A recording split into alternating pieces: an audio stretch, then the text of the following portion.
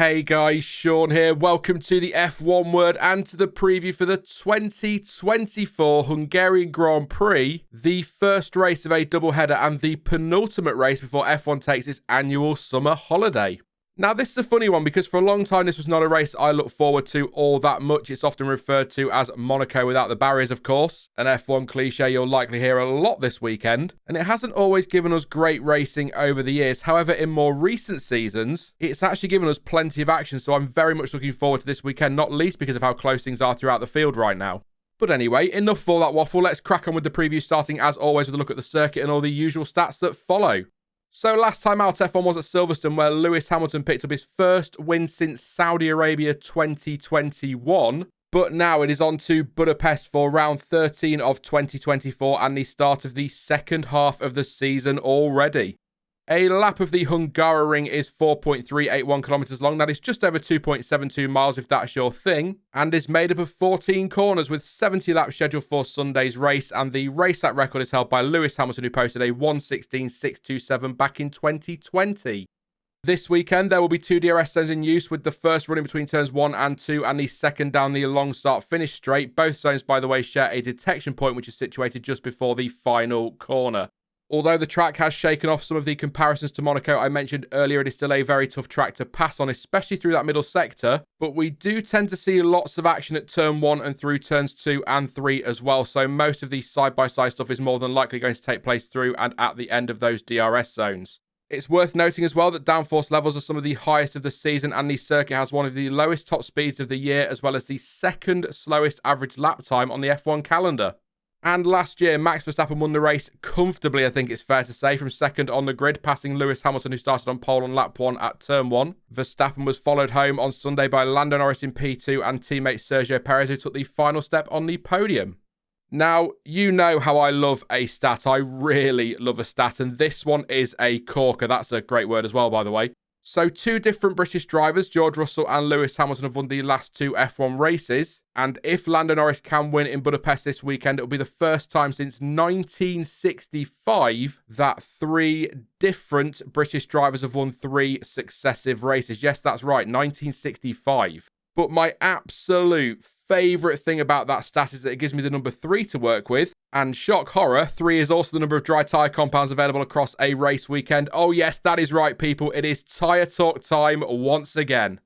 The compounds available this weekend are, as they were last year, the softest in the Pirelli range, and so they are the hard C3, the medium C4, and the soft C5. It's perhaps no great surprise then to hear that the Hungaroring isn't all that stressful on the tyres, at least in terms of forces exerted on them, but degradation can be very high, and this weekend is set to be a hot one, which could have a huge impact on strategy, and obviously preventing the tyres from overheating, especially the soft tyres in qualifying over one lap, will be critical. Much like last year actually, so we could see things play out in a similar way on that front.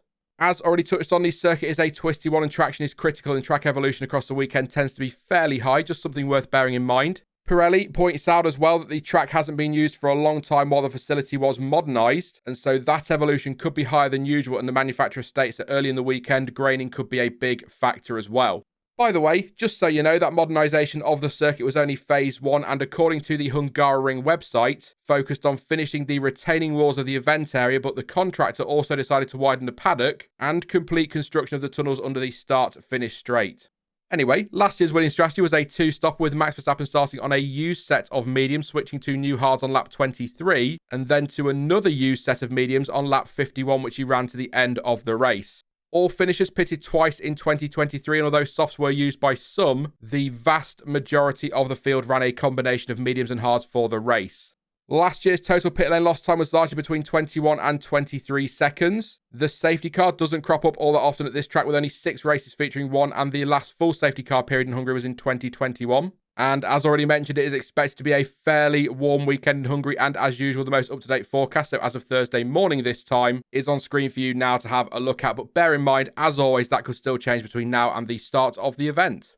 And your schedule for this one is back to the usual European time. Silverstone, of course, varying ever so slightly last time out, with the race being an hour later than other European races. So the weekend starts on Friday with FP1, which is from 12:30 p.m. BST, FP2 taking place later that same afternoon at 4 p.m. Saturday's F1 action starts with FP3 at 11:30 a.m. with qualifying underway at 3 p.m. And it is lights out for the race on Sunday at 2 p.m. and once again that is in UK time. Now before I make some predictions for this one, let's have a run through some of the news stories that have been doing the rounds ahead of the weekend's action.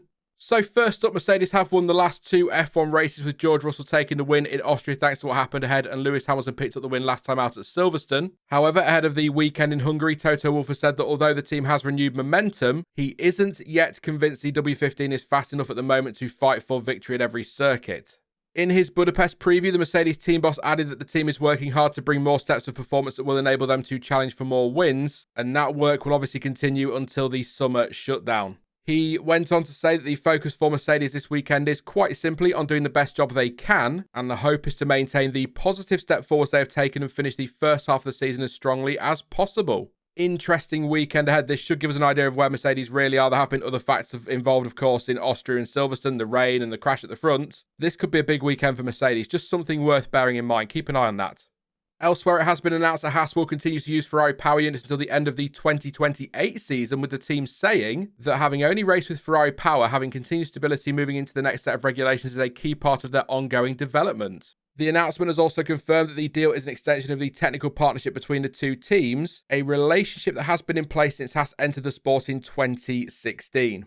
In recent weeks, there have been speculation that Haas was considering a tie-up with Toyota, which varied from wind tunnel usage to engine supply or even a title sponsorship. However, according to Autosport and others, it is understood that discussions between Haas and Toyota are taking place and are focused around ways they could work together in the future outside of things Ferrari provides at the moment, so such as the Toyota personnel to help with the Haas F1 project, car production that could work alongside the team's current Dallara relationship, or perhaps other technical collaborations.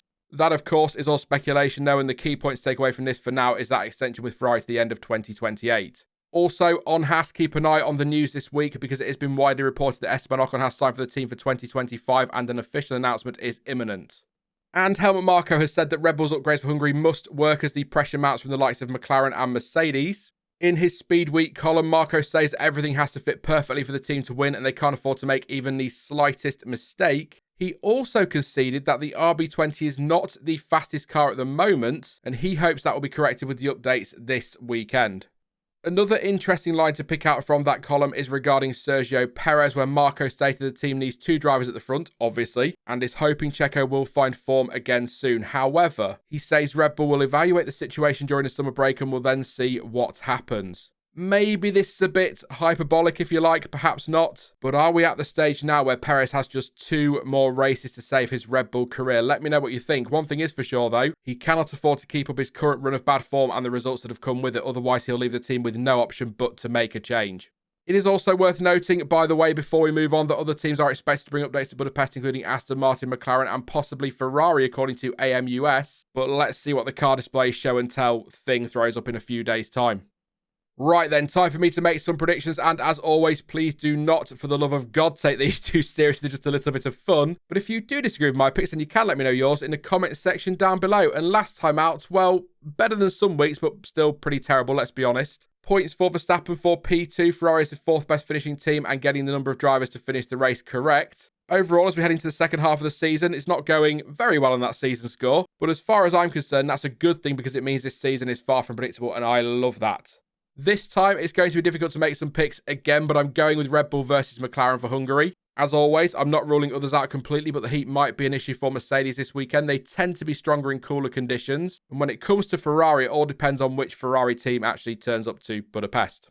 Sorry to be that dismissive, but that's how it feels at the moment. Max Verstappen has won here for the last 2 seasons, by the way, by 33 seconds in 2023. And despite a full 360-degree spin, won by just shy of 8 seconds in 2022. So he's got form at the Hungaroring, but he looks set to have a fight on his hands if he wants to make it 3 in a row at the circuit. I'm not going to sit here and waffle for ages. Let's get to the point. I'm going with Lando Norris for pole position, but I'll say that he won't convert that into victory, with Max Verstappen instead taking the win on Sunday. I will put Norris in second place, though. As for the final step on the podium, Perez raced well here last season, but I just can't see him challenging for a top 3 spot this time around. And actually, based on recent form, I think he'll struggle to even make the top 6 on Sunday. Given how unpredictable the last few races have been, I'm going to hedge my bets just a little bit this week and go with Lewis Hamilton making it 3 different teams inside the top 3. Must be said, it could just as easily be George Russell or Oscar Piastri, but Hamilton is another driver who has great form in Hungary over the years, so I'm going to go with him this time. My best of the rest picks, so 4th best finishing team on Sunday, I'll go with Ferrari again. And my bolder picks for this one, bolder picks being their own thing, by the way, and are separate to my actual predictions, are for a slightly chaotic race with Fernando Alonso taking a shock top 4 place. Yuki Tsunoda picks up a top 10 finish for RB on Sunday. And Logan Sargeant, perhaps with a slice of luck, somehow manages to outqualify Alex Albon in proper qualifying on Saturday. Although, if I were you, I wouldn't go placing any bets on that one, or any of my predictions for that matter. That would be absolutely crackers of you. They don't tend to go well, as you've seen. That is it then for the Hungarian Grand Prix preview, but don't forget you can let me know your thoughts and your predictions ahead of the weekend in the comments section down below. Now, I will be back on Saturday at around 2:30 PM with the qualifying watch-along, and of course I'll be live again with Stuart shortly after the race on Sunday for some reaction. In the meantime, though, if you did enjoy this one, then please do leave a like, as it really does help the channel in its fight with that pesky algorithm, and consider subscribing as well so you don't miss any future videos or streams. But as ever, thank you for watching. I've been Sean, this has been the F1 Word, and until next time, goodbye.